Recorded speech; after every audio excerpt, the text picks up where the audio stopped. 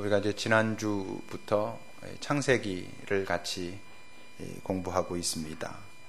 지난주에는 하나님께서 온 천지를, 모든 우주 만물을 창조하신 이야기를 나누었고, 오늘은 특별히 인간의 창조와 관련된 것을 우리가 배우게 될 것입니다. 매우 중요한, 우리가 인간이니까 도대체 내가 어떤 존재로 창조되었고, 어떤 부분이 훼손되었고, 어떤 부분이 회복되어야 하고, 그러기 위해서는 어떻게 되어야 하는가를 알려면, 여러분 오늘 우리가 나누는 말씀은 매우 중요하고요. 아마 많은 분들은 몇 번 이런 주제와 관련해서 들으셨겠지만, 오늘 정확하게 이해하시고 사람들에게도 설명할 수 있을 만큼 잘 확인해 두시기를 바랍니다. 하나님께서 인간을 창조하실 때 도대체 인간은 어떤 모습으로 만들어졌을까 하는 이야기가 오늘 우리가 읽은 본문 2장 7절에 있습니다. 우리 2장 7절의 말씀을 같이 한 목소리로 읽어보겠습니다. 함께 읽겠습니다. 여호와 하나님이 땅의 흙으로 사람을 지으시고 생기를 그 코에 불어넣으시니 사람이 생명이 되니라. 이 말씀을 항상 잘 기억하셔야 됩니다. 우선 첫 번째는 여호와 하나님이 땅의 흙으로 사람을 지으셨다 했습니다. 땅의 흙으로 사람을 빚으신 것이죠. 이게 우리 인간의 뭐겠습니까? 인간의 몸입니다. 우리 인간의 몸을 만드셨습니다. 그러니까 이 인간의 몸은 무엇이냐 하면 이제 그 다음에 나오겠지만 하나님께서 우리에게 두신 영과 혼이 머물러 있는 집입니다. 원래 이렇게 지으실 때 처음에는 이 우리의 몸도 하나님과 함께 영원토록 같이 살아갈 존재였습니다. 그런데 인간이 타락하고 나서 인간은 이 땅에서 일시적으로 살게 되고, 우리 안에 두신 영혼이 우리를 떠나게 되면 우리의 몸은 뭐가 됩니까? 흙으로 다시 돌아가게 됩니다. 그러니까 아무것도 아닌가요? 아니죠. 우리의 몸은 매우 소중한 것입니다. 우리의 영혼이 담겨져 있는, 그 안에서 쉬고 있는, 이제는 하나님의 성령까지 우리 안에 오셔서 쉬게 하는 거룩한 성전이다라고까지 말하는 소중한 것입니다. 그렇지만 우리 모든 몸은 다시 흙으로 돌아가는 존재이기 때문에 너무 아낄 필요는 없다는 것이죠. 너무 뜯어 고치거나 너무 어떻게 할 필요까지는 없다. 소중히 여기긴 여겨야 하지만 너무 그럴 필요는 없다 하는 것이죠. 두 번째는 무엇입니까? 생기를 그 코에 불어넣으셨다 그랬습니다. 하나님이 땅의 흙으로 사람을 빚으시고 그 코에 하나님의 생기를 불어넣으셨다 그랬습니다. 무엇과 관계가 있겠습니까? 하나님께서 인간을 창조하실 때 우리의 형상대로, 우리의 형상을 따라 인간을 만들자 하셨죠. 그 형상이란 하나님의 어떤 겉모습이 아니라 하나님의 속성이라 했죠. 그러니까 하나님께서 당신의 생기를 인간에게 불어넣으실 때 하나님의 형상이 우리 안에 와서 자리를 잡았을 것입니다. 그러면서 하나님께서 우리에게 그 생기를 불어넣으실 때 우리에게는 그 영이신 하나님과 교통할 수 있는 영역이 바로 그 생기를 통해서 만들어진 거겠죠. 그게 뭐라고? 우리의 영. 여러분, 우리 안에 우리의 영이 있다는 사실을 여러분 아시나요? 여러분, 로마서 8장 16절을 보십시오. 오늘 말씀들은 우리가 한 번씩 같이 읽을 텐데요. 로마서 8장 16절입니다. 함께 읽겠습니다. 성령이 친히 우리의 영과 더불어 우리가 하나님의 자녀인 것을 증언하신다. 성령이, 하나님의 영이 우리의 영과 더불어서 우리가 하나님의 자녀인 것을 증언하신다. 그러니까 우리가 예수를 믿고 우리가 거듭난 존재로 그렇게 살아갈 때 성령께서 우리의 영과 더불어서 우리의 영과 교통하시면서 끊임없이 우리가 하나님의 자녀인 것을 증언하여 주신다 하는 것입니다. 그러니까 우리가 하나님의 자녀인 것을 증명받는 것은 우리의 감정 같은 것이 아닙니다. 그냥 내가 어떻게 생각하고 상황을 판단하고 벌어진 상황에 의해서 내가 하나님의 자녀인 것이 확증되는 것이 아니고, 내 안에 하나님께서 두신 인간의 영, 우리의 영이 하나님의 성령과 깊이 교통할 때에 내가 하나님의 자녀인 것을 분명히 깨달아 알게 된다는 것이죠. 그뿐만이 아니죠. 그 다음에 어떻게 됐습니까? 7절을 다시 보면 여호와 하나님이 땅의 흙으로 사람을 지으시고 생기를 그 코에 불어넣으시고, 그래서 몸을 만드시고 우리 안에 하나님의 형상을 두시면서 인간의 영을 두시고, 그럴 때 뭐가 됐다고요? 생령이 되었다 그럽니다. 그 생령을 밑에 성경 밑에서는 생물이 되었다 이렇게 말하고, 다른 말로 하면 살아있는 존재가 되었다는 것입니다. 땅의 흙으로 몸을 빚으시고 하나님의 형상을 우리에게 두셨는데, 그때 사람이 살아있는 존재가 이제 되었다는 것입니다. 여러분, 살아있는 존재라는 것이 무엇입니까? 우리가 사람이 어떻기 때문에 살아있는 존재라고 말하죠? 그가 뭔가를 생각하고 뭔가를 느끼고 뭔가를 행하고 이럴 때 저 사람이 살아있다라고 우리가 말합니다. 이것은 본능과는 조금 다른 것입니다. 그것이 인간과 다른 동물의 차이죠. 인간이 생각하고 느끼고 어떤 의지를 가지고 행동하는 것과 동물들이 생각하고 느끼는 것과는 본질적으로 다릅니다. 우리 인간이 생령이 되고, 다시 말해 생령이 되고 생물이 됐다는 것은 하나님의 영이 우리 안에 들어와서 우리 안에 인간의 영이 만들어졌을 때 인간만의 독특한 우리의 어떤 이성, 생각, 판단, 감정 이런 것들이 우리 안에 만들어졌다고 하는 것이죠. 그러니까 결국 인간은 이렇게 구성되어 있습니다. 몸이 있고 하나님의 생기를 받아서 하나님의 형상이 닮아져서, 그리고 우리 안에서 하나님과 교통하게 되는 우리의 영이 있고, 그리고는 우리가 생각하고 느끼고 의지를 가지고 행동하는 혼의 영역이 있습니다. 이 세 가지가 우리 인간에게 있는 세 개의 구성 요소라고 말할 수 있습니다. 그러니까 여러분 생각해 보세요. 온전한 인간의 모습이란 어떤 모습이었겠습니까? 창조되었을 때 인간의 온전한 모습은 영이신 하나님과 하나님께서 우리 안에 교통하기 위해서 두신 우리의 영이 서로 교통하면서 하나님의 뜻과 마음과 계획을 알고 그의 사랑을 충분히 받은 우리의 영이 우리의 이성, 우리의 감정, 우리의 의지를 인도해 가고, 그것이 우리의 몸을 인도해 갈 때 우리는 온전한 인간이었다는 것이죠.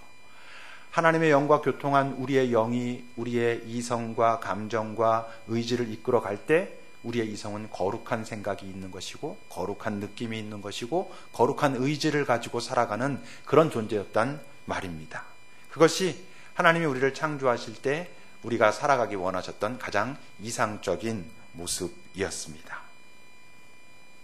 그러니까 여러분, 인간이 범죄하고 하나님 앞에서 범죄하고, 그리고 하나님께서 우리 인간과의 교제를 끊으셨을 때 인간의 세 가지 요소 중에서 몸과 혼과 영 중에서 기능을 상실한 게 뭐였겠습니까? 우리의 영이 기능을 상실한 것입니다. 그 영이 하나님의 영이신 하나님과 교통하는 영역이었는데 하나님이 우리와 관계를 끊어버리시니까 인간의 영이 아무런 활동을 할 수가 없게 되었습니다. 다시 말하면 영이 죽어버린 그런 존재가 되었단 말입니다. 근데 여러분 2장 17절을 보십시오. 창세기 2장 17절을 보면 이 하나님께서 이제 인간에게 하신 말씀이잖아요. 선악을 알게 하는 나무의 열매는 먹지 마라. 네가 먹는 날에는 반드시 죽으리라 라고 말씀하셨습니다. 근데 여러분 다 아시죠? 아담과 하와가 선악을 알게 하는 그 나무의 열매를 따먹고 죽었습니까? 안 죽었습니까? 안 죽었습니다. 그럼 이상하잖아요. 네가 정령 그걸 먹으면 죽으리라 그랬는데 하나님이 능력이 부족했을까요? 아니면 괜히 그냥 엄포로 그러신 걸까요? 아니, 죽은 게 있습니다. 뭐가 죽었다고? 우리의 영이 죽었습니다. 영이 죽었기 때문에 인간이 어떻게 됐습니까? 더 이상 하나님과 교통할 수 있는 길이 끊어져 버렸습니다. 하나님의 뜻이 무엇인지, 하나님의 마음이 무엇인지, 하나님께서 꿈꾸시는 것이 무엇인지 전혀 알 수 없는 존재가 되었다고 하는 것입니다. 근데 우리의 영은 하나님과의 관계가 끊어짐으로 죽은 것과 같은 상태가 되었지만 우리의 감정, 우리의 이성, 우리의 의지는 여전히 살아있고 우리의 몸도 살아있으니까 겉으로 볼 때는 죽지 않은 것으로 보였습니다.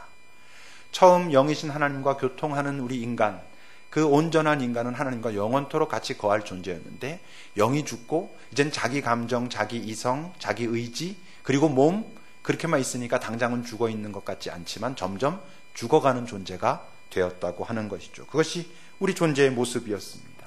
타락된 인간의 모습이라고 하는 거죠. 그러니까 이제는 어떤 존재가 됐습니까?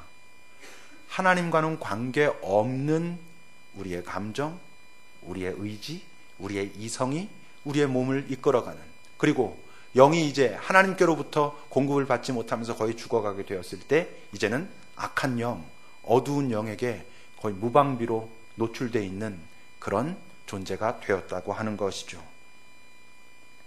성경은 하나님과의 교통이 끊긴 인간의 존재, 다시 말하면 영적으로 죽어있는 자기의 감정, 의지, 이성, 그것과 그냥 몸만 가지고 살아있는 존재를 뭐라고 표현하냐 하면 육에 속한 사람이라고 표현합니다.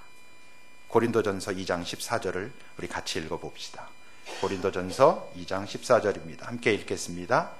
육에 속한 사람은 하나님의 성령의 일들을 받지 아니하나니 이는 그것들이 그에게는 어리석게 보임이요 또 그는 그것들을 알 수도 없나니 그러한 일은 영적으로 분별되기 때문이라.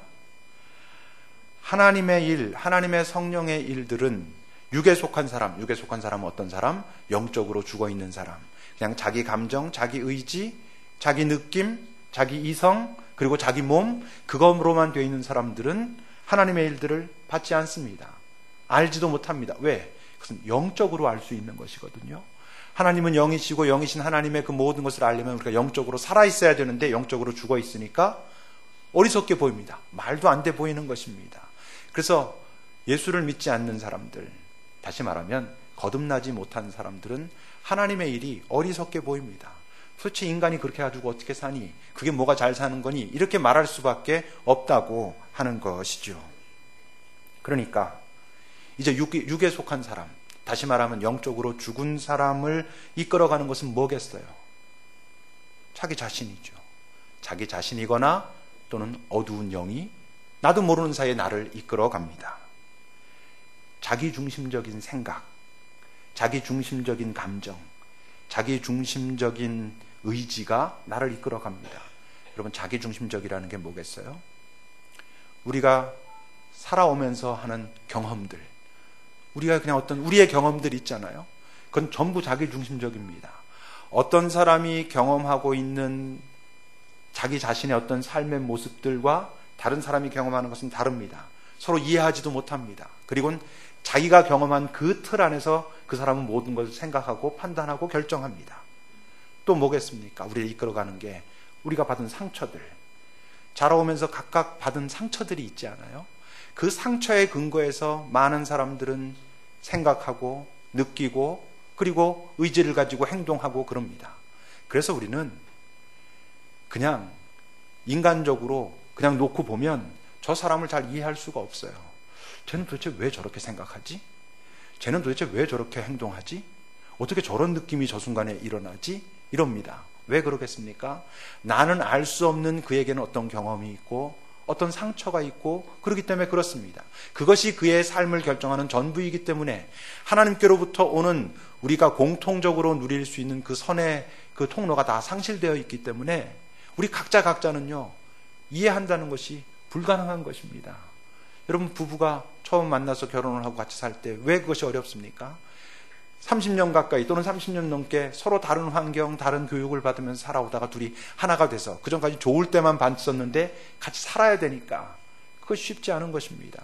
특히 하나님을 아는 사람과 하나님을 알지 못하는 사람이 같이 산다는 것은 정말로 어려운 일이 되고 마는 것이지요. 또 아주 중요한 게 그 가정의 교육 분위기, 이런 것입니다. 가정마다 분위기가 다 다르잖아요. 그 가정에서 그가 배우고 익히고 느낀 그 많은 것들이 그의 삶에서 그대로 드러납니다. 그러니까 사람들마다 다 다른 것입니다. 자기 생각, 자기 중심적으로. 그리고 또 뭐? 어두운 영, 악한 영에게 우리도 알지 못하는 사이에 이끌려 갑니다. 그런 식별 자체가 되지 않는 그런 존재가 된 것이죠. 그러니까 여러분, 하나님께서 그 인간들을 보시면서 이렇게 탄식하셨습니다. 창세기 6장 5절을 여러분 보세요. 같이 읽어보겠습니다. 창세기 6장 5절입니다. 여호와께서 사람의 죄악이 세상에 가득함과 그의 마음으로 생각하는 모든 계획이 항상 악할 뿐임을 보시고, 누가 보실 때? 하나님께서 보실 때, 온전한 선이신 하나님께서 보실 때 이제 하나님과 교통하는 영역이 끊어진, 그래서 인간이 자기 중심적으로 생각하고 느끼고 판단하고 행동하고 어두운 영역에 끊임없이 휘둘림을 당하면서 내리고 있는 선택과 행동들이 악한 것입니다. 악하다는 말은 하나님의 입장에서 볼 때는 온전히 선할 수 없다는 것입니다. 그런 존재로 모든 인간들이 되어버리고 말았다고 하는 것이죠. 그러니까 여러분, 인간이 창조될 때에 하나님께서 만드셨던 그 모습을 회복하기 위해서 모든 인간에게 필수적인 게 뭐겠어요? 영이 회복되는 것이죠. 영이 다시 살아나는 것이죠. 여러분, 죽었던 영, 다시 말하면 기능을 상실했던 그 영이 다시 살아나는 것, 그 회복되는 것, 그것을 성경에 뭐라고 말한다고? 거듭남이라고 말합니다. 여러분, 요한복음 3장 3절을 보세요. 같이 읽어보겠습니다. 예수께서 대답하여 이르시되 진실로 진실로 내게 이르노니 사람이 거듭나지 아니하면 하나님의 나라를 볼 수 없느니라. 이 거듭난다는 게, 그래서 니고데모가 물어보죠. 아니, 지금 내가 몇 살인데 내가 다시 거듭난다는 게 도대체 무슨 소리입니까? 엄마 뱃속에 들어갔다가 다시 나옵니까? 그때 예수님이 그러십니다. 그런 거 아니다. 영적인 것이 존재한다라고 말씀하시거든요. 그러니까 거듭난다는 것은 내가 지금까지 몇십 년 동안 살아오면서 내가 내 마음대로 생각하고 느끼고 그랬던 우리의 그런 지정의, 우리의 혼, 그것이 새로워진다는 것 아닙니다. 그게 싹 새로워지고 리셋되면 얼마나 좋겠어요. 그것 아닙니다. 우리의 육신이 이런저런 질병으로부터 모든 것으로부터 싹 새로워진다는 것도 아닙니다. 거듭난다는 것은 인간이 타락할 때 하나님께서 인간과의 교제를 끊으셨기 때문에 죽어버렸던, 기능을 상실했던 영이 다시 살아난다는 것을 의미한다고 하는 것이죠. 다시 말하면 무슨 소리겠어요? 거듭난다는 것은 이제 다시 하나님과 교통할 수 있는 길이 열리는 존재가 되었다라고 하는 것입니다. 근데 바로 그렇기 때문에 나타나는 문제가 있어요. 뭐겠습니까? 거듭났어도, 영이 다시 살아났어도 여전히 육에 속한 사람, 아까 말했죠. 하나님과 교통이 끊어진 상태로 그냥 자기 중심적인 자기 경험과 자기 상처와 자기가 받은 교육, 그 틀 안에서 자기 뜻대로 해석하고 판단하고 결정하고 살아가는 그런 육에 속한 사람과 별로 다르지 않을 수 있다는 것입니다. 여러분, 그래서 고린도전서 3장 3절을 보세요. 같이 읽어보겠습니다. 고린도전서 3장 3절입니다. 너희는 아직도 육신에 속한 자로다. 너희 가운데 시기와 분쟁이 있으니 어찌 육신에 속하여 사람을 따라 행함이 아니리요. 자, 여러분, 이 책이 지금 무슨 책이라고요? 고린도전서라고요. 고린도전서는 고린도 교회에 보낸 편지입니다. 고린도 교회에 보낸 편지에서 너희라고 말하니까 고린도 교회의 교우들을 향하여 하는 말입니다. 다시 말하면 예수를 믿고 거듭난 사람들을 향해서 하는 말입니다. 너희들은 예수를 믿고 거듭난 사람이긴 하다만 내가 아직도 너희들에게 육신에 속한 자라고 밖에는 말할 수 없는 이유가 너희 가운데는 아직도 시기와 분쟁이 있으니, 어떻게 하나님을 알지 못하기 때문에, 거듭나지 못했기 때문에 그냥 육신에 속한 자와 똑같다라고 내가 말하지 않을 수 있겠느냐, 그러는 겁니다. 그러니까 거듭났지만, 이젠 영적으로 다시 살아났지만 여전히 시기와 분쟁 속에 있어서 거듭나기 이전에 우리가 그냥 육에 속한 자로 그냥 자기 생각대로 자기 중심적으로 생각하고 판단하고 행동하던 거랑 다르지 않다라고 말씀하실 수 있다라고 지금 성경이 말하는 거죠. 왜 이런 일이 벌어진다고요? 거듭났음에도 왜 여전히 이전에 영적으로 죽은 것과 똑같은 모습으로 살아갈 수 있다고요? 영적으로 다시 살아났다는 것은 그 영적으로 살아났기 때문에 그 영은 지금 어떤 상태겠어요? 신생아와 같은 상태란 말이에요. 어떤 힘이 없어요. 그런데 우리가 지금까지 살아오면서 가지고 있었던 우리의 감정, 내 멋대로 생각하고 판단하고 내 어떤 경험 속에서 해왔던 그런 의지들, 그런 것들은 여전히 시퍼렇게 살아있다고요. 또 우리를 그동안 이끌어오고 우리를 여러 모습으로 유혹하던 악한 영도 여전히 우리에게 같은 영향을 끼치고 있다고요. 그런데 다시 살아나긴 했어도 우리의 영은 여전히 신생아와 같이 어떤 힘을 가지지 못한 상태로 우린 그저 거듭난 영적인 어린아이 같은 존재란 말이에요. 그러니 여러분, 우리가 지금까지 나를 몇십 년 동안 지배하고 이끌어오던 그냥 내 중심적인 하나님과 관계없었던 내 감정, 내 의지, 내 이성들, 또 여러 악한 영들의 이끌림들로부터 우리가 강건하고 이겨내려면 어떻게 돼야 된다고? 거듭날 뿐만 아니라 이제는 영적으로 자라가야 한다는 것이죠. 영적으로 건강해지고 강건해지지 않고선, 성장하지 않고서는 여전히 이전의 옛습관에 익숙한 우리의 감정, 우리의 해석들, 우리의 의지들, 악한 영의 이끌림들에 끌려서 살아갈 수밖에 없는 존재라고 하는 것입니다. 여러분, 그러니까 에베소서 3장 16절에서 바울 사도께서 이렇게 우리에게 권면합니다. 같이 읽어보겠습니다. 에베소서 3장 16절입니다. 그의 영광의 풍성함을 따라 그의 성령으로 말미암아 너희 속사람을 능력으로 강건하게 하시오며. 너희 속사람이란 게 뭐겠어요? 우리 안에 우리가 이제 다시 살아난 우리의 영이 강건하게 되어서 그 다음에 어떻게 돼야 되겠습니까? 이전까지 그냥 당연하게 익숙하게 편안하다고 생각하고 그게 그냥 좋은 거라고 생각하고 살아왔던 내 어떤 여러 감정들, 내 해석들, 의지들, 내 육신의 어떤 움직임들, 이런 것들을 강건해진 속사람이, 하나님과 더 깊이 교통하는 우리의 영이 처음 하나님께서 우리를 창조하실 때 꿈꾸셨던 그것과 같이 우리의 혼을 인도하고 우리의 몸을 인도하고 악한 영을 식별해낼 때 우리가 바르게 살아갈 수 있고, 성경은 그런 사람을 어떤 사람? 성령에 충만한 사람이라고 말하는 것입니다. 성령에 충만한 것은 우리의 영이 성령으로 인하여 충만한 상태가 되어서 내 감정과 내 이성과 내 의지를 잘 제어하고 컨트롤하고, 그래서 거룩한 감정으로, 거룩한 생각으로, 거룩한 의지로 만들고 내 몸을 인도해서 거룩한 인생을 살도록 하게 한다는 것이죠.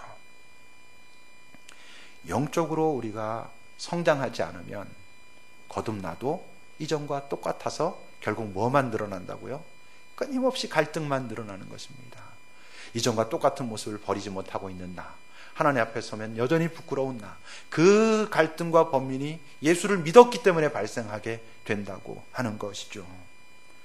그러므로 여러분, 우리가 주의해야 할 것이 있습니다. 자, 여러분, 이런 질문을 해봅시다. 하나님은 나의 편인가? 여러분 어떻게 생각하십니까? 하나님은 나의 편 맞습니다.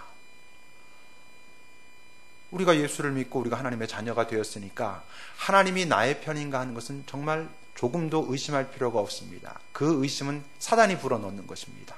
하나님은 내 편 맞습니다. 근데 그것만 가지고는 되지 않습니다. 하나님이 내 편이라고 하는 사실은 조금도 의심할 필요가 없지만 우리는 매번 의심해야 될 것을 하나 가지고 있습니다. 뭐겠어요? 나는 하나님 편인가 하는 것입니다. 하나님이 내 편이라는 것은 조금도 의심할 필요가 없지만 우리 중 누구도 내가 하나님 편인가 지금 이 순간 이라고 하는 질문으로부터 자유로울 수 있는 사람은 없습니다. 우린 여전히 예전에 익숙한 것들, 또 끊임없이 우리를 틈타고 있는 악한 영들의 그 위협 속에 있기 때문에 그렇습니다. 하나님이 내 편이라고 하는 사실은 조금도 의심할 필요가 없지만 우리는 순간순간마다 지금 나는 하나님 편인가 하는 것을 확인해야 됩니다.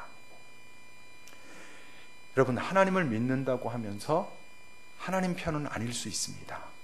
그리고 하나님을 믿지만 하나님 편이 아닌 경우에는 아예 하나님을 모르는 사람보다 더 위험할 수도 있습니다. 예수님 시대의 바리새인과 서기관들은 하나님을 믿는 사람들입니다. 하나님이 자신들의 편이라고 확신했던 사람들이었습니다. 근데 우리는 알죠? 하나님은 그들의 편도 맞습니다. 그들이 하나님을 믿는다고 말했을 테니까. 그럼에도 불구하고 본질적으로 그들의 문제는 그들이 하나님 편이 아니었습니다. 하나님의 생각이 무엇인지, 하나님의 뜻이 무엇인지, 지금 이 예수를 통하여 이 땅에서 벌어지고 있는 이것이 무엇을 지금 의미하고 있는 것인 전혀 관심이 없었습니다. 여러분, 하나님을 믿는다고 말했지만 하나님 편이 아니었던 바로 그 바리새인과 제사장들이 행한 일이 무엇입니까? 하나님의 아들을 죽이는 일이었습니다. 우리가 잘 알고 있는 중세시대의 십자군 전쟁 같은 거 아시죠? 수백 년 동안 많은 생명을 없애버린 많은 생명을 죽게 한 십자군 전쟁 같은 것은 왜 벌어졌습니까? 하나님을 믿는다고 말하지만, 하나님은 우리 편이라고 말하고 있지만 하나님 편이 아니었던 사람들에 의해서 벌어진 일이었습니다. 여러분, 종교개혁의 이유가 무엇입니까? 그 지도자들이 전부 자신들이 지금 하나님을 위해서 하고 있다고 생각하지만 하나님께서 보실 땐 너희들은 지금 내가 생각하는 대로 하고 있지 않아. 너희들은 지금 내 편 아니야. 그 음성에 대해서 관심이 없었기 때문에 그 많은 죄를 저질렀습니다. 그들만이 아닙니다, 여러분. 우리도 마찬가지입니다. 우리가 어떤 상황 속에서 무언가를 판단합니다. 무언가를 선택하고 행동합니다. 또는 우리가 어떤 곳을 놓고 하나님 이렇게 되기를 바랍니다라고 기도합니다. 하나님이 내 편이시니까, 하나님은 나의 구주이시니까 주님 내 기도를 들어주십시오라고 기도합니다. 근데 그 전에 확인해야 될 게 있습니다. 뭐라고? 지금 나는 하나님 편에서 이 기도를 하고 있는가? 아닐 수 있습니다. 여전히 내 욕심과 내 상처에서 근거한, 꼭 나쁘다기보단 내가 여전히 연약하고 부족하고 아픈 존재이지만 그것이 마치 하나님의 뜻인 줄 알고 할 수 있습니다. 그건 파괴적이 될 수도 있습니다. 자주 말씀드리지만 내가 네 안에, 그리고 네가 내 안에 있으면 무엇이든지 구하라 그러면 이루리라 하셨죠. 그럼 무슨 말입니까? 내가 네 편이라는 걸 네가 분명히 알고, 그리고 네가 내 편일 때, 내 말이 네 안에 있을 때, 내가 너를 온전히 인도하고 있을 때, 그때 네 안에서 일어나는 어떤 욕망이든 그것을 구하라. 그 욕망은 거룩한 욕망이고 그러니까 이루어질 것이다 라고 말씀하신 것입니다. 근데 그 작업 없이 과연 지금 나는 하나님 편인가? 정말 내 안에 지금 내 개인적인 어떤 욕망과 내 개인적인 상처로부터 기인하는 것과 내 두려움과 염려와 누구에 대한 미움과 이런 것들을 가지고, 그런데 하나님이 내 편이라는 것 때문에 내 마음대로 지금 구하고 있지는 않은가를 살펴보지 않으면 우리의 기도는 폭력적이 됩니다. 그러니까 여러분, 그 작업을 잘 해가려면 우리가 영적으로 자라가야 하는 것입니다. 영적으로 자라가야 예습관에 익숙한 나의 그 모든 존재를 잘 정돈해가고, 그리고 악한 영을 식별하고, 그래서 지금 이 순간 하나님께서 내게 원하시는 뜻이 무엇인지 알고 그것을 내 마음에 품고 그것을 가지고 하나님께 구하고 내 주변의 사람들을 모으고, 그때 그 안에서 거룩한 역사들이 일어나게 되는 것입니다. 하나님의 이름을 부르는 모든 인간들은 이 땅에 사는 동안 여전히 죄를 범합니다. 우리 인간들이 볼 때는 저것은 더 큰 죄, 저것은 더 작은 죄 이렇게 말할 수 있을지 모르지만 아마 하나님께서 보실 때 이 땅에서 당신의 백성들이 짓는 죄의 종류는 크게 두 가지일 것입니다. 첫째는 자기가 죄를 짓는다는 사실을 느끼기 때문에 부끄러워하고 하나님 앞에서 참 죄송한, 그래서 통회하는 심령이 되게 만드는 죄들이 있습니다. 물론 그런 과정을 통해서 성장해 가야 되지만, 그런 죄로부터도 점점 성장해 가야 하지만, 여러분, 우리가 부끄러워하고 하나님 정말 이것을 내가 또 하나님 앞에 잘못했습니다라고 구할 수 있는 죄는 그래도 하나님께서 보실 때 잘했어 라고 하시진 않아도 그 마음을 어떤 것인지 알고 위로하시고 당신의 은혜를 주실 것입니다. 근데 어떤 죄가 있어요? 떳떳한 죄들이 있습니다. 왜 떳떳할까요? 하나님의 뜻이 무엇인지 알지 못하기 때문에, 하나님이 내 편이라고 하는 사실에만 집중해 있기 때문에 지금 하나님을 자신의 등에 업고 자기가 보고 있는 것, 자기가 판단하는 것, 자기가 느끼는 것이 하나님의 뜻과 같다라고 착각하는 사람들이 범하고 있는 죄가 떳떳해하고 있는 죄입니다. 예수님께서 말씀하셨죠. 모든 죄는 용서받을 수 있다. 그런데 성령을 회방하는 죄는 용서받을 수 없을 것이다 그러셨습니다. 떳떳해하는 죄 모두가 성령을 회방하는 죄는 아니겠지만, 그런데 예수님께서 말씀하신 그 성령을 회방하는 죄는 분명히 어떤 카테고리 속에 있을 것이냐면, 죄를 지으면서도 하나님이 내 편이기 때문에 자신이 떳떳한 줄 알고 살아가고 있는 자들이 성령을 회방하는 카테고리 속에 있을 것입니다. 그러니까 여러분, 우린 끊임없이 우리 자신을 살피는 작업을 거듭났음에도 불구하고 하지 않으면 우리가 하고 있는 그 고백은 실제로 하나님의 뜻과는 아무 관계도 없는 그런 존재일 수 있다는 것이죠. 우리는 여전히 이 땅에 사는 동안 부족한 존재들입니다. 영적으로 다시 거듭났어도, 그래서 하나님과 교통하는 영역이 열렸어도 그 주파수를 아직도 잘 우리가 이해하지 못하고 있는 부분들도 너무나 많고, 그래서 계속 끊임없이 하나님과의 그 교통의 범위를 깊이 그리고 넓혀 가지 않으면 우린 여전히 이전에 익숙했던, 영적으로 죽어 있었던, 육에 속한 사람으로 살았던 그때와 똑같은 모습으로 지금 판단하고 생각하고 단순히 그 마음을 가지고 하나님께 구하기만 하고 있을 수도 있다고 하는 것이죠. 예수님께서 이 땅에 오신 이유는요, 오직 인간만을 위해서 오셨습니다. 오직 인간만을 위해서 오셨다는 것은 다른 피조물은 사랑하시지 않기 때문이란 것 때문이 아니고 오직 인간만 타락했기 때문입니다. 그 어떤 피조물도 타락하지 않았습니다. 인간만 타락했습니다. 그리고 다른 모든 피조물들은 그 타락한 인간에 의해서 훼손된 것입니다.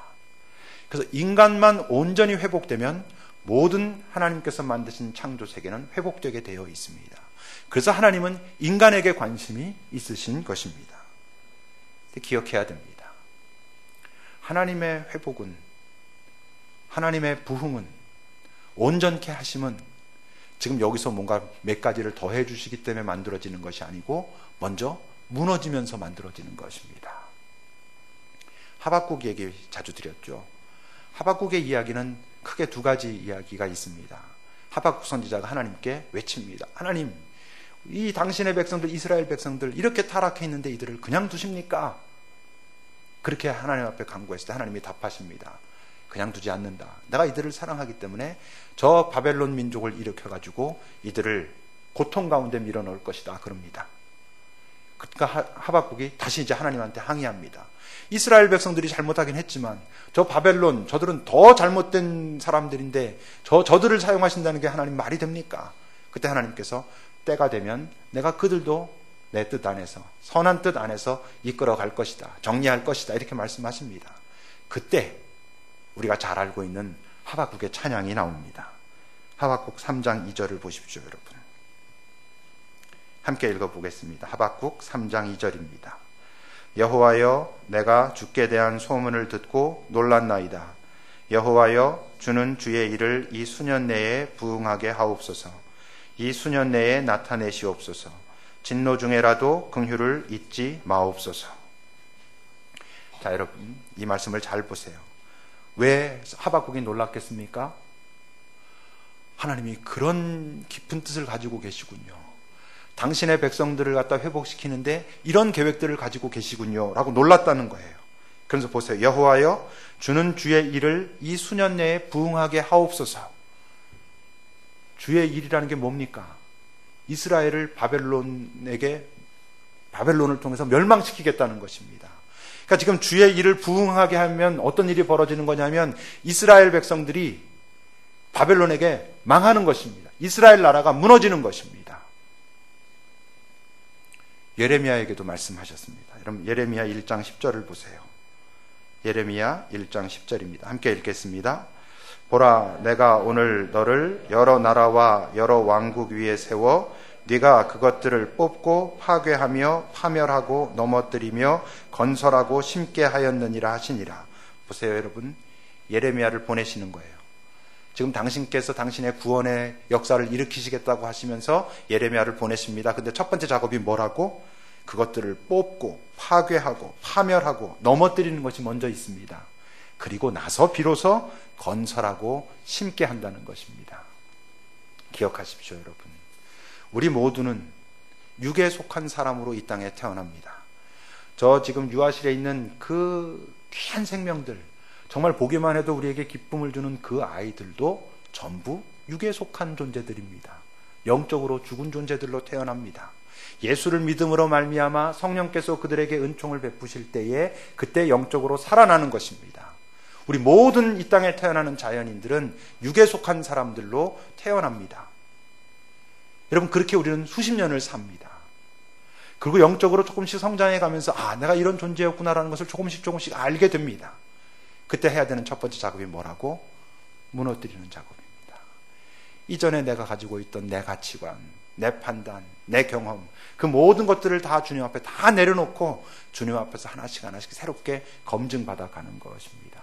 여러분, 그럴 때 우리가 영적으로 충만한 사람, 성령에 충만한 사람, 그래서 하나님과 깊이 교통하고 하나님의 뜻을 알고 내 삶의 현장에서 내리는 선택들이 하나님의 그것과 같고, 그래서 하나님께서 도우시고, 그래서 하나님의 영광이 그 자리에서 드러나는 그런 인생이 그때 가서 되는 것입니다.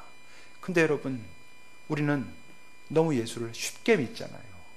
쉽게 믿고 예수 믿은 다음에 우리가 정말 하나님께로 가까이 가기 위해서 하는 노력은 거의 없는 채로 이제 예수 믿는 자로, 하나님은 전지전능하시고 나를 사랑하시니까 내 삶의 자리에서 내가 가지고 있는 판단들, 언제 가졌던? 이전에 하나님을 알지 못할 때, 다시 말하면 육에 속한 사람일 때 가지고 있던 그 판단들을 그냥 똑같이 가지고 하나님 나를 도와주십시오라고 하고 있으니까 여러분, 우리의 삶의 갈등은 없어지지 않는 것입니다. 하나님은 오늘 우리에게 분명히 말씀하십니다. 우리 모두, 너희들 모든 인간은 영적으로 죽었던 존재고, 너희들이 내 아들 예수 그리스도를 통하여 영적으로 되살아났고 이제 영적으로 잘 성장해 가야 너희들의 예습관이 없는 새 사람으로, 새로운 피조물로 이 땅을 살아낼 수 있다라고 우리에게 말씀하십니다. 기도합시다.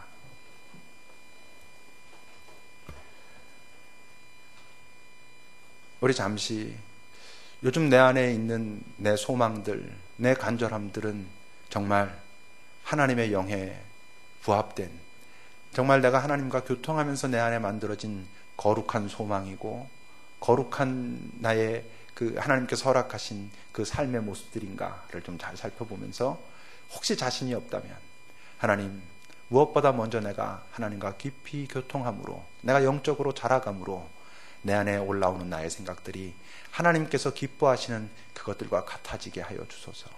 내 인생이 당신과 함께 동행하는 참 복되고 선하고 권세 있는 인생이 되게 하옵소서라고 우리 이 시간 잠시 기도합시다.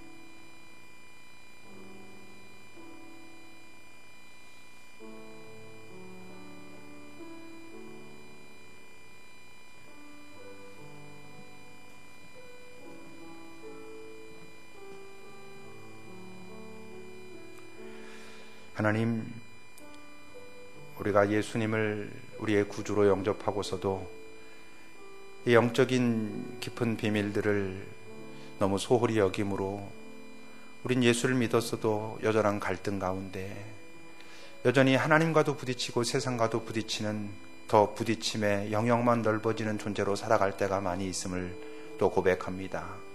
주님, 우리를 겸손하게 우리의 생각과 우리의 의지와 우리의 감정을 좀 주님 앞에 내려놓고, 내 주님께서 나와 깊이 교통하시며 내 안에 만들어 놓기 원하시는 당신과 그 교통하는 공간 속에 우리가 좀 머물러 있을 수 있도록 하여 주께서 내게 허락하신 그 영적인 시각을 가지고 이전에 내 감정과 내 생각과 내 판단과 행동을 잘 살피며 그것을 거룩하게 인도해 가서 우리 존재 자체가 하나님께서 보실 때 네가 참 내 안에서 거룩하다라고 말씀하실 만한 그런 인생들이 되게 하소서.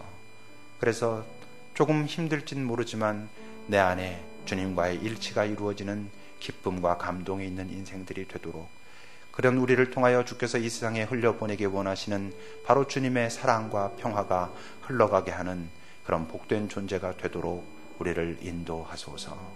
우리 주 예수 그리스도의 이름으로 기도합니다. 아멘.